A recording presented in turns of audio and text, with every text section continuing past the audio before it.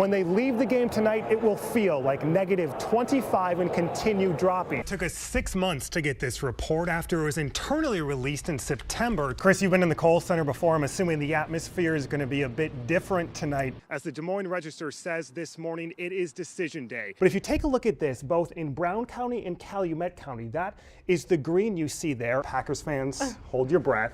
Okay. He's a Falcons fan, so hence the name Bird Bath, the Atlanta Falcons.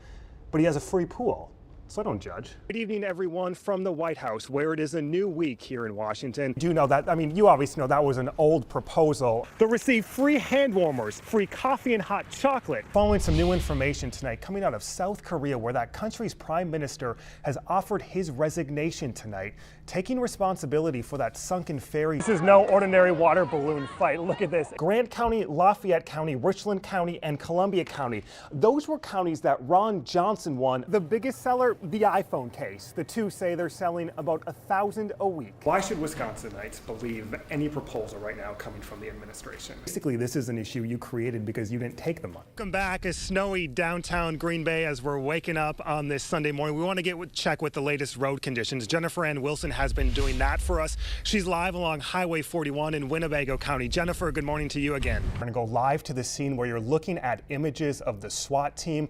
You have seen a man come out with his hands up. This is live, folks, right now. Police have been on the scene for several hours trying to get the man out of the house. You see him arrested, being placed into cuffs. The SWAT team has been on scene in the 1200 block of Mather Street for several hours. Our photographer on the scene several hours ago, probably about an hour ago, saw several people walk out he believed were children and a mother. This incident all happened around 3 o'clock this morning.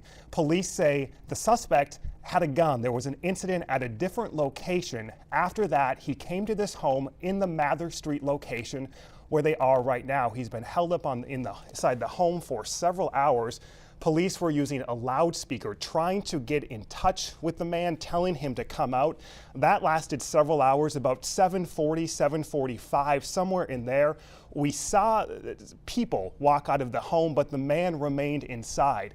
Police were cautioning people in this area. Several blocks have been blocked off to stay inside their homes, not come in the area because they didn't know how dangerous the situation was going to get. As we're seeing unfold live on the air right now, it's looking like it's ending peacefully. This weekend, a number of Northeast Wisconsin Republicans, they're considering their next move as two longtime lawmakers announced their retirements. Both State Senator Mike Ellis from Neenah and Wisconsin Congressman Tom Petri from Fond du Lac say they won't be running for re-election this November. Ellis was recently the target of secretly recorded videos showing him discussing the creation of an illegal political action committee to attack his Democratic challenger. The 73-year-old says he was already considering not running for re-election after listening to other senators retire, but the video, he says, was the tipping point. Oshkosh police say a 5-year-old child is seriously hurt after being hit by a car. The incident happened just before 6 last night in the 300 block of Foster Street. Police say the child was transported to a local hospital. An investigation is underway. Police locate a missing Milwaukee child in northeast Wisconsin this morning. 5-year-old Dominic was found safe in Manitowoc and is now on his way back to Milwaukee to be reunited with his mom. The boy's father is in custody in connection with that case. In Green Bay, a portion of Mason Street was blocked off for several hours last night after a crash involving a semi-truck. Police say the driver was trying to navigate the roundabouts near Highway 41 when the truck tipped over. The driver was transported to the hospital. It took crews nearly 5 hours to clear the truck and all of its cargo from the scene. The Fond du Lac County Sheriff's Office says a massive marsh fire started with someone burning brush. That fire started just before 11 yesterday morning, southeast of the village of Brandon in the western part of the county. Officials say the fire burned about 600 acres of land. No structures were damaged, although it came pretty close, prompting firefighters to douse a few homes with water and foam.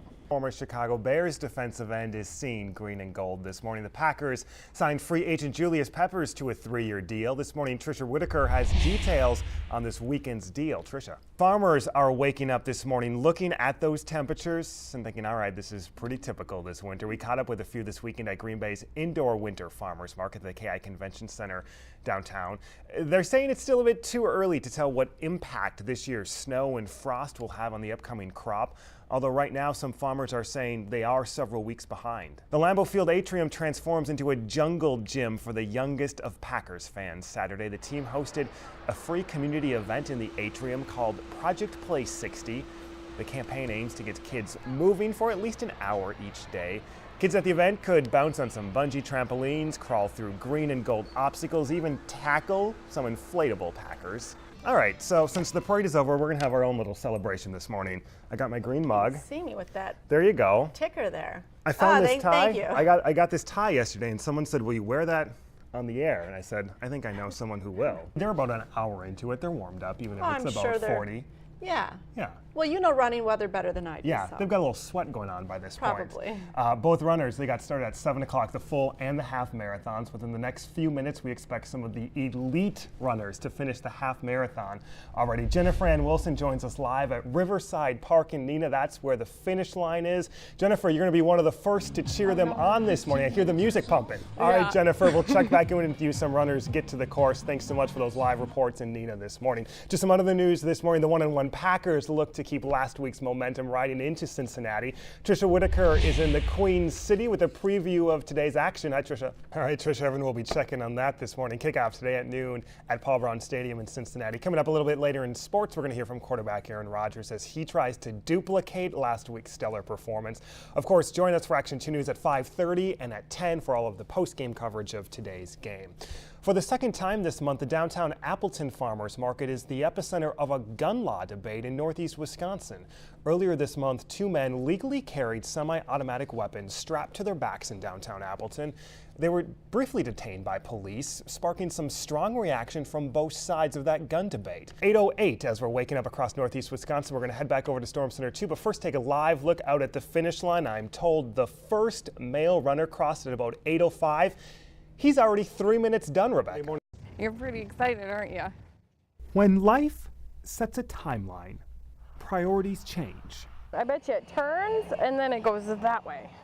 The news 2 weeks ago, the cancer is growing and spreading fast. I want to go. Okay, we're going. Oh, here comes another one. Spreading smiles, they realize, became the only cure. All right, you ready? 4-year-old Colton Steinhorst wanted to fly. He also wanted a trip to Disney, water parks, and to give a stranger flowers. So when strangers across the country started sharing a simple online post, they created a movement helping cure a little boy's soul. So anyways, thank you for helping us get this whole entire thing set up and fulfilling everything on his bucket list. Colton's bucket list is quickly being crossed off from the sidelines of the football field to the soccer field earlier tonight. So 2 to 7 can start first. Hundreds of people, thousands of balloons help fulfill Colton's wish of a massive water balloon fight. To be totally honest, it's through a friend of a friend that we're actually here today, and we brought out our girls. We've made 100 balloons ourselves. It's overwhelming, honestly. It's so awesome for so many people to come together that don't even know this family. For the time left, friends, family, and strangers will try spreading smiles. He's probably so excited. He was so excited. Yet always mindful of the fact a bucket list should never be made by a 4-year-old. We've had that conversation before, many a times when he was at that door before, and he knows that the angels in heaven would take care of him, and God is up there and lots of family and we'll be with him again. So, we just try to make it as easy as possible right now for him to understand. Stories of our grandfathers sometimes fade away. What's left to tell? But give her hell. You had to make 5 feet a day. Tom DiCarlo is telling. January 1st, 1950, I went to mine. The 86-year-old miner dresses in the best of times. I tell him what I went through to raise my 3 boys and my wife and pay my bills. I went underground to work. He dresses for the best of times because Iron County has seen better days. Two of my grandfathers, both my grandfathers, 6 of my uncles all worked in the iron mines. Like many along the Gogebic Range, Leslie Colasar's long lineage starts and stops here. We're old, and we're poor, and we're few in number.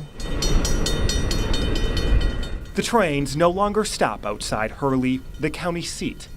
Decades ago, trails replaced the tracks that once shipped hundreds of millions of tons of iron ore across the country. The minerals, once rich in prosperity, left only as a guide. But see, these guys got smart. They got out of here. Census data shows the drop when the mines brought more than 10,000 people in the 40s. Then the decline from 8,000 to 7,000 to 6,000. Then in 2010, Iron County's population dropped below 6,000 people, less than 6,000 in the entire county. Maybe we kind of knew it, but when the real numbers hit you, it's like, oh, that hurts. The elementary school in Hurley sees some incoming classes in the 30s. Not many more graduating in the high school, sometimes half the size of their parents. I want you to raise your hand if you think you will see yourself in this area in 10 years. 2 of you. Our greatest export here is our youth, my family included. There's a lot more jobs in the cities than there is back home. And as you can tell, there's less kids in the classes, there's less parents having kids here, and it's just shrinking. When he's completed with college, we don't expect him back. And that's tough to take. In Iron County, those who have stayed make an average $25,000 a year. Tourism and logging provide the few jobs available. The county's unemployed, the second highest in the state. Lots of people apply for the good jobs around here when they're available. Since the 1920s, the Liberty Bell in downtown Hurley has maintained a business and kept a family. We actually both left and went to school, so we chose to come back. Now, for the first time in decades, hope rises from stories past that the jobs of their grandfathers could once again be theirs. If there was jobs around here, I'd definitely love to stay just because I love the area. As the red iron fades, left only to history. That's the iron ore. So actually this blueprint probably was underground. A new era of mining could return Hurley's Silver Street to gold. We got some good talent. The young kids here, they're going to come back. In Iron County, Matt Smith, Action 2 News. The FBI says access to the temple could still be closed off for several days. It is still several blocks from where we are standing. FBI agents have been inside all day, as they were all night. The attention now turns to the 6 victims and the man who shot them, as federal agents look for clues and point to domestic terrorism and possibly white supremacy. Ranjit Singh, 49 years old, male. The morning briefing is a time for questions. Satwan Singh Kaleka, 62 years old, male. For the more than 24 members of the Sikh community who show up. Prakash Singh, male, 39 years old. The reality is in the answer. We know everybody. We know everyone. The terrible event that we witnessed yesterday should not be a part of America. Police tell of 40-year-old Wade Michael Page trying to kill more, acting alone and shooting Oak Creek Police Lieutenant Brian Murphy up to 9 times. The officers did a officer rescue, provided cover, and carried him to a squad and got him out of the scene, even though he was trying to get them to go into the temple. Federal authorities reveal Page used a 9mm handgun, which was bought legally, saying they're working to interview anyone who knew him. We are looking at ties to white supremacist groups. As the briefing ends, a community still questions. One rooted in equality and justice, searching for the toughest answer, why? It's just shocking, to see, there's people like this in America, so. That lieutenant, who was shot between 8 and 9 times, is in stable yet serious condition at Milwaukee Area Hospital tonight. Neither local nor federal law enforcement would speculate yet on a motive, but they spent the day reassuring the Sikh community that all of the attention of the FBI is here. Reporting live in Oak Creek tonight, Matt Smith, Action 2 News. I probably would have just picked one. Along the information superhighway, UW Green Bay student Becky Sen considers herself a pretty good navigator. That's why I try to pick where I'm going. I'm like, is this place kind of sketchy? We found Becky at Kavarna, a coffee shop in downtown Green Bay. She's here, in the lower left-hand side of your screen. And here's Eric Christensen, just a few tables away. I mean, he just seemed like a typical businessman that came here. But Eric, a software engineer, is with us, along with his brother Elliot, the co-founder of Green Bay Net, a web agency in Green Bay. Been able to trick this into working before. Alongside a little lunch and coffee. The hardware you see right here is about $60 to $70. They've set up their own Wi-Fi network to show how easy a hacker can lure people in. I am up and running. Awesome. Yay. Eric and Elliot's Wi-Fi network is called New Kavarna Wi-Fi, very similar to the coffee shop's safe and legitimate one called Free Kavarna Wi-Fi. So I made mine nice and pretty, camel case letters, capital N on the new, capital K on Kavarna. I would think like, oh, okay, the free one is probably old, so it says new, so I'd click on the new one. Once customers start clicking on Eric and Elliot's connection, if it's plain text, I can get all of that. Anything they send or receive goes through the brothers. Then he could make a targeted attack towards you. Very quickly. Very quickly. And they do. Within Eric and Elliot's network are fake websites like Facebook. Here's what happens. So if I am Joe user. When someone tries logging on. At gmail.com and I hit log in. Yeah, it doesn't matter how good your password is either. So it attempts to log in and it's going to go to this failure page here. The username and password wasn't sent to Facebook. It was sent to this little box. As soon as they log into Facebook, I got it. And you can see I started out most of the email address, but this is the joeuser@gmail.com. In about a half hour on a Saturday afternoon, Eric and Elliot had more than half a dozen usernames and passwords. The program they created automatically erased most characters. Real hackers wouldn't have. Oh, it's criminal right away. So I mean, if we actually took these, if we collected these passwords and didn't star them out, that's illegal. The hacking you just witnessed wasn't done in a secret basement or government agency. It's a credit card-sized computer. It was, as Becky put it, by that typical business guy, a few feet away. Yeah, that's what I'm having trouble with. The guys say they could have just as easily created a fake banking website, email, you name it, like they did and you just saw for Facebook. We want to thank Kavarna for allowing this test in their coffee shop. It leads to Eric and Elliot's first tip. Verify and trust the establishment's Wi-Fi.